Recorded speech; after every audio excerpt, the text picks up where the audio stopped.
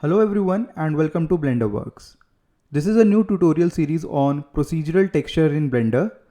In this tutorial, we will learn about how to make any texture step by step using the nodes instead of adding in an image texture. Because when we add in an image texture, the file size increases by a lot. Usually 4K image textures or any HD image texture for base color, roughness, bump and opacity are larger in size, like 50 to 60 MBs or more. Imagine adding in 50 MB file size for each model while you are making a big scene or a part of a game in Blender. This will slow down your viewport and will take more time to render. That's not good. So that's why procedural textures are expected from 3D artists.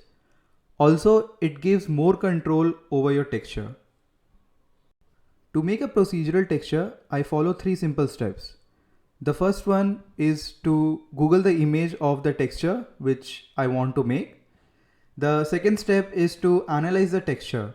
For example, if the texture is wood, so I will be needing the noise texture, a node to control the color and noise, and a bump node. Similarly, for a brick, I will be needing a brick texture, the bump, the color ramp and math node to increase or decrease the effect of the texture.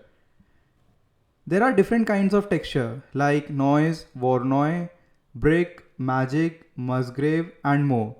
So the second step is to analyze the pattern of the texture. And the third step is to make the nodes on a UV sphere first. As a beginner, don't try to add in the node tree directly into your model. I would recommend you to open a separate Blender file, add in a UV sphere, and then in rendered view, start adding the nodes in the shading tab. This step is crucial for 2 reasons. First, the rendered view will be much faster if the Blender has just a UV sphere and the environment light or a point light.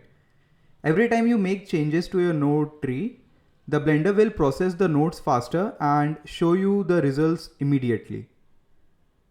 The second reason is that if you have a separate Blender file for your procedural nodes, you can import this node setup to other Blender files by going to File, Append, and then select the Blender file.